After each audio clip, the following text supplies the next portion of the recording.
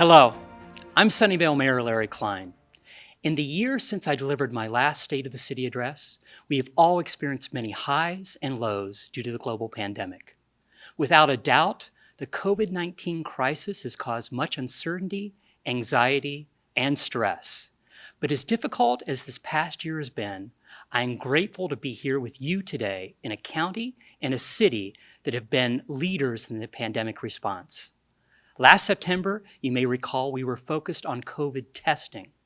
We had just moved from the purple to the red tier, and we were constantly adjusting the myriad rules about what we could and could not do.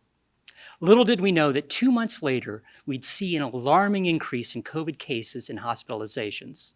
Before we knew it, we were back to the purple tier and more restrictions.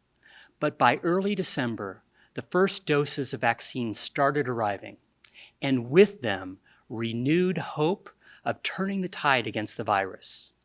In short order, we shifted focus from mass testing to mass vaccination sites.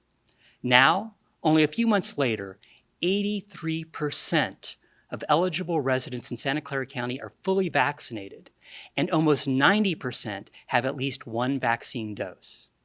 Even as we continue to cope with ever-changing restrictions, we're only slowly getting back to more normal activities and routines. This is truly a remarkable accomplishment, and it is my sincere hope that we stay on this path towards the goal of restoring our communities to safety. If our hard work and resilience this past year is any indication, I am convinced we can and we will. In fact, after taking stock of our COVID response, we should all be filled with pride. Let me share with you just a few of the ways we supported each other and our community. During the testing phase, city staff and volunteers worked with County Health and El Camino Hospital to administer more than 10,000 COVID tests at Sunnyvale's Murphy Park site. At this site alone, we saw an average of 500 people a day over dozens of dates. I want to specifically acknowledge Sunnyvale CERT volunteers Kent Vergas and Steve Roth. It was their leadership and hands-on guidance that made our success possible. Our outreach to our seniors was also tremendous. Staff and CERT volunteers made wellness calls to more than 1,500 seniors. Our city's care managers made over 4,000 phone calls to provide resources to community members, check in on seniors that were isolated, and assist seniors with scheduling vaccinations. The Senior Center's lunch program delivered 3,700 meals and provided almost 4,000 meals for pickup at the center itself. Self-Help for the Elderly, the city's senior nutrition partner, provided more than 24,000 meals. And during the first 3 months of the pandemic, delivered them to seniors every day. We serve the broader community as well. Staff answered more than 6,000 calls to the city's Sunnyvale Serves Pandemic Hotline to provide assistance and answer questions. Our Sunnyvale Cares grant program distributed almost $3 million in city and donated funds to small businesses to cover payroll, rent, inventory, and personal protective equipment. And the City Council awarded $1.5 million in federal grants funding to support our local nonprofits. These funds went towards establishing rent relief programs, supporting services for our unhoused population, and increasing COVID vaccine access to low-income households. And Council continued their community assistance with ordinances to prevent evictions, allow outdoor dining, and defer payment of business license taxes. Finally, we coordinated with LinkedIn and El Camino Health to open the city's first vaccination site, and we work with County Health to offer pop-up vaccine clinics at multiple sites in the city. Through it all, our city staff continued to adapt and respond. They found creative and resourceful ways to provide services and keep our projects moving, whether working from home, in the office, or in the field. Some of the more visible reminders of this are major investments in our infrastructure and recreation facilities. We completed our #1 transportation priority in January of this year, reconstructing the Matilda 101-237 interchange, and finally taming the Matilda monster. This $42 million project was designed to reduce congestion and improve traffic on Matilda Avenue for all modes of travel. New turn lanes and ramps, improved traffic signals, and dedicated bike lanes are just a few of the enhancements you'll notice, whether you're walking, biking, or driving. This project is one of many that benefited from 2016's Measure B, the half-cent countywide sales tax for transportation improvements. And there's more to come for Sunnyvale, thanks to these funds. For instance, we're collaborating with the City of Mountain View to complete 2 new segments of the Stevens Creek Trail. Sunnyvale is leading the project for the segment from West Remington Drive to West Fremont Avenue. We'll begin the environmental review and preliminary design work later this year. Both cities will partner on another segment from Dale Heatherstone to West Remington Drive. Since everyone likes smoother travel, Measure B funds will also help us complete $2.8 million in pavement rehabilitation projects this fiscal year. And we were recently awarded $830,000 to complete the East Channel Trail Master Plan. VT and MTC have also awarded the city over $28 million for bicycle and pedestrian improvements. For instance, we're in the planning phase for an underpass on Bernardo to provide separate pathways for bicyclists and pedestrians beneath the Caltrain tracks and Central Expressway. Additionally, several intersection improvements along Homestead from Foothill to Hollenbeck will help students get to school more safely. While these plans progress, construction is happening elsewhere in the city. We began work to rehabilitate Fair Oaks Bridge last summer, and it's now scheduled to complete this December. This project includes widening the bridge, adding a new protected sidewalk, and wider bike lanes, improving nearby intersections, and adding new landscaping and streetlights. We're also more than halfway done with construction at Fair Oaks Park. This major renovation is expected to complete this spring. Soon, we'll all be enjoying upgraded park amenities, including picnic areas, lighted athletic fields, and basketball courts. Perhaps best of all, though, is our partnership with Magical Bridge to incorporate an inclusive playground with equipment for all park users, no matter what their physical or cognitive abilities. This year, we were fortunate to receive an additional $500,000 in grant funding from the county to enhance this playground. This will allow us to add an interactive water feature, include more major mature landscape plantings, and upgrade the playground equipment. Finally, we held a dedication ceremony in early August to celebrate completing the Washington Swim Center renovation.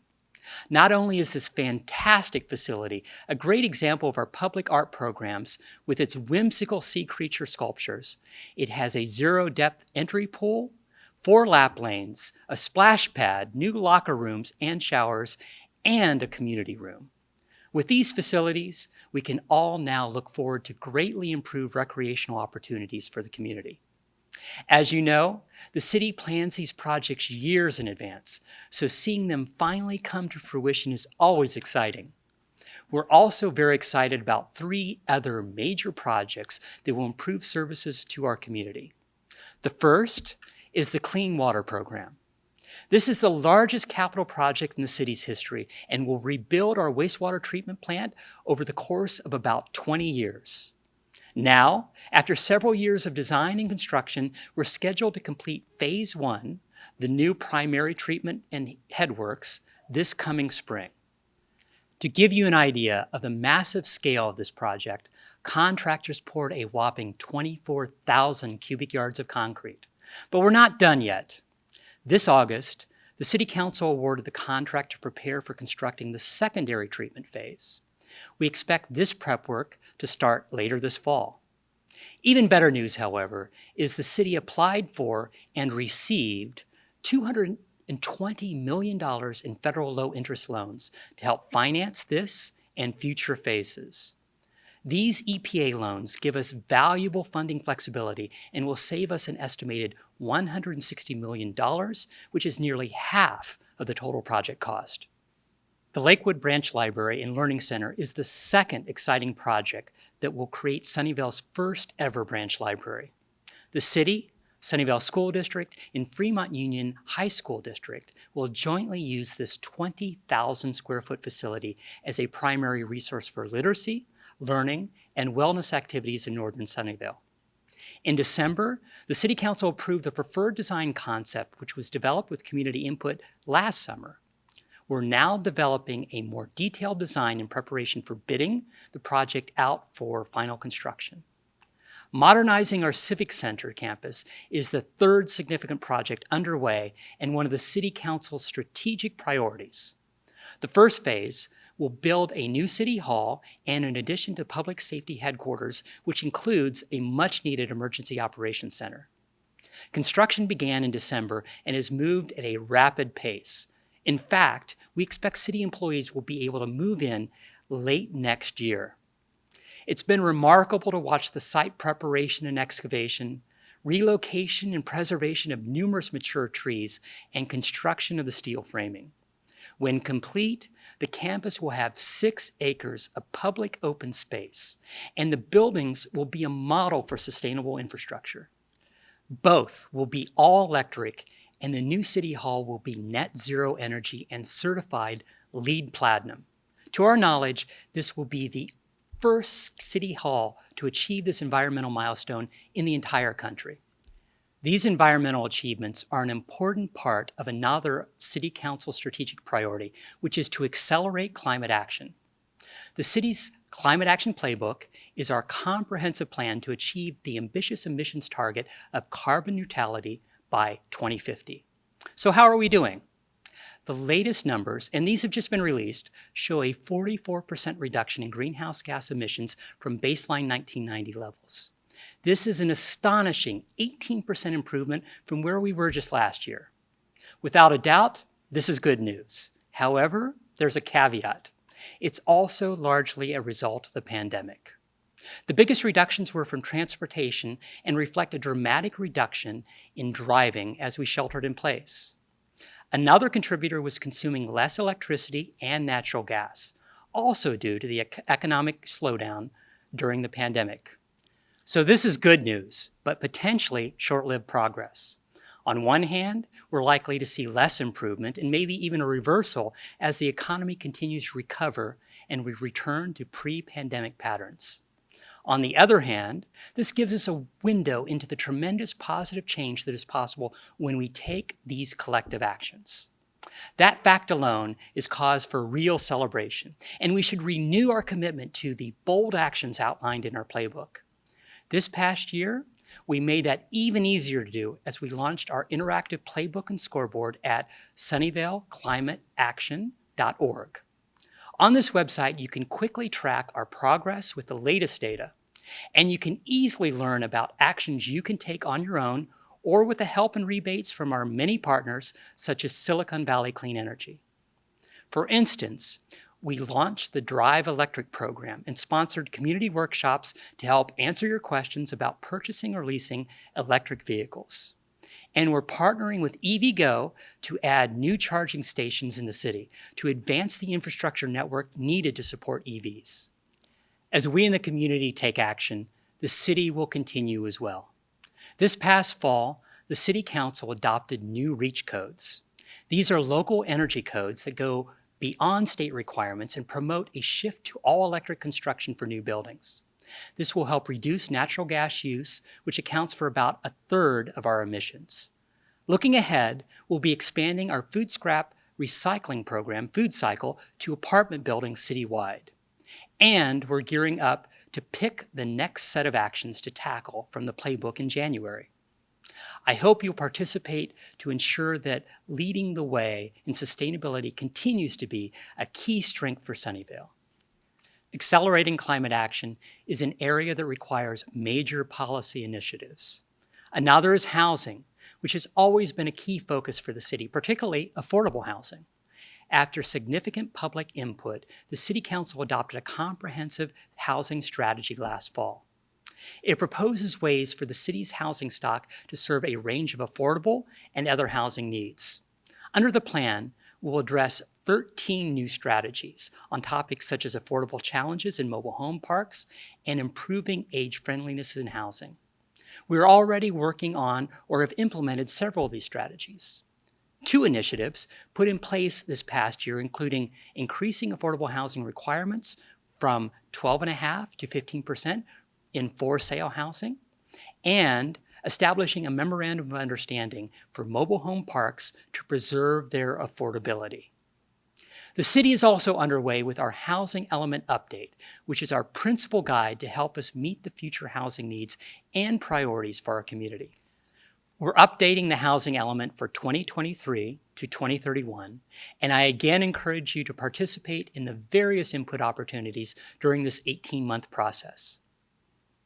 One of the areas we're considering for a broader range of land uses, including housing, is Moffett Park. In the past year, we undertook a significant public outreach effort.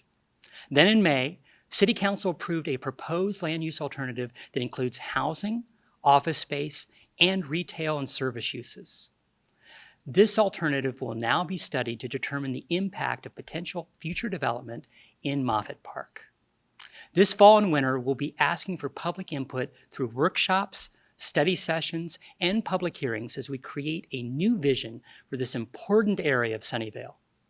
Of course, as important as it is to study and plan for housing, it's even better when you can fund it and build it. In 2020, the city allocated $26 million of the city's housing mitigation funds towards almost 400 new affordable units in 3 separate projects. We are now seeing those projects prepare for development. The first 90-unit development on city-owned property at Charles, Iowa, and Matilda is starting construction in October. Once constructed, this development will create new housing for Sunnyvale's low-income and developmentally disabled community members in a terrific location near downtown. The second, called Orchard Gardens, is on track to be the first 2016 Measure A funded project in Sunnyvale, adding 120 new and rehabilitated units affordable to lower income households.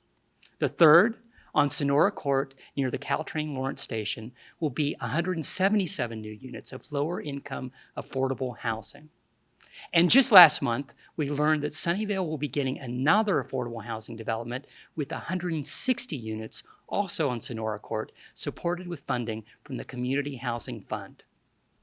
This fund is part of Facebook's commitment to the Partnership for the Bay Area, which is a collaborative effort to produce, preserve, and protect affordable housing in the Bay Area. Another collaborative effort is our Sunnyvale Unity Initiative in response to the outcry around the country over police use of force and racial injustice. We heard from so many in our community who wanted to better understand and address racial inequities in Sunnyvale.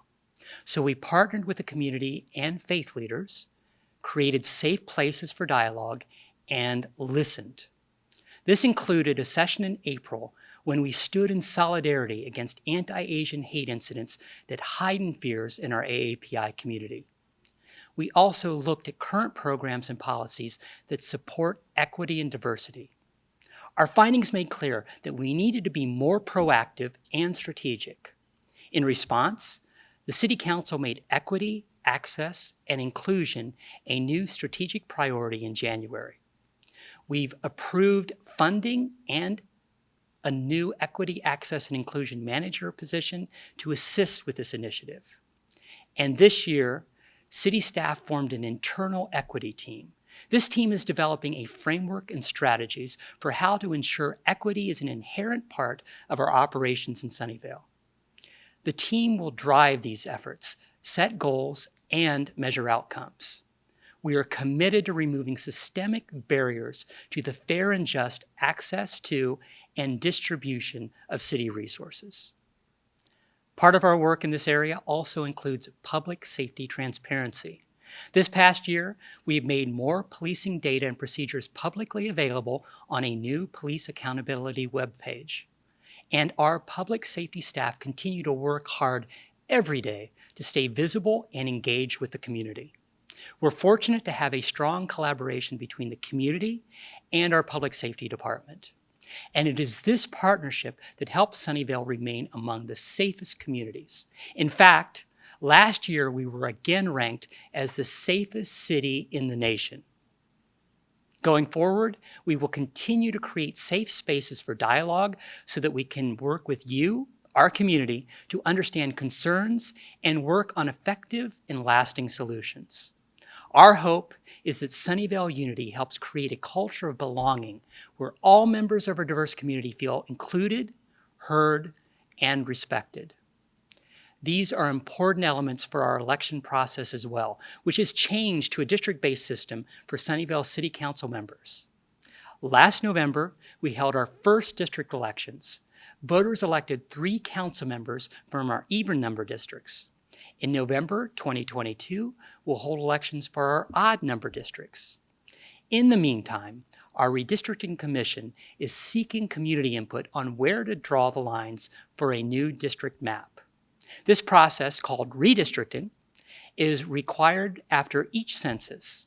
You can give your input in several ways, and I encourage you to participate in this important election process. Now, if there's one thing I know most of us would vote for, it would be completing Sunnyvale's downtown. This is another of the City Council's strategic priorities, and what a year of progress it has been. Phase 1 of the City Line project, which is the former town center, is complete. In addition to almost 200 apartments along Washington and McKinley Avenues, there is now 85,000 square feet of retail space with a variety of amenities. The AMC theaters, Whole Foods, and a renovated parking garage are open, as well as Ulta Beauty, Salon Republic, AT&T Wireless Xfinity, and Kids Care Dental and Orthodontics. 2 new restaurants also will be open next year, Urban Plates and Pacific Catch. Flats West, a 75-unit apartment building that is part of City Line's second phase, was just completed and is now leasing. And several more projects are in the works or under construction. Adjacent to Plaza del Sol on Altair Way, a new 7-story office building with 4 levels of underground parking is being built. A block south on Tafe Street, a new 12-story building will include close to 500 new residences as well as retail shops and restaurants on the ground floor. This project will also include seating, plantings, and other improvements around City Line's Redwood Square. And across the street, the former Macy's building has been demolished and will become 2 7-story office buildings with underground parking that will include shops and restaurants. And across Matilda to the west, a 5-story building will sit atop a new Denny's restaurant and will include residential units and underground parking.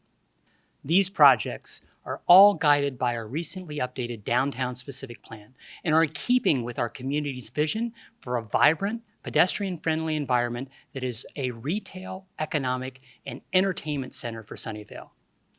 In closing, we are so fortunate to have had a year with many significant accomplishments, despite the tremendous difficulties brought on by the pandemic. Our professional and dedicated city staff have truly demonstrated how they can achieve a high bar for service, respond to complex challenges, and find creative solutions. I think we can all be very proud of how our city and community have responded to adversity. I thank everyone for persevering, continuing to build community, and enduring the sacrifices we've all made. As we look ahead, there are still many unknowns, of course, but we will face them together with the same resilience we've shown this year. And I'm honored you've entrusted me as your first directly elected mayor to help lead our city along that path. So please, stay safe and join me as we celebrate our accomplishments and work together to ensure the best possible future for Sunnyvale. Thank you.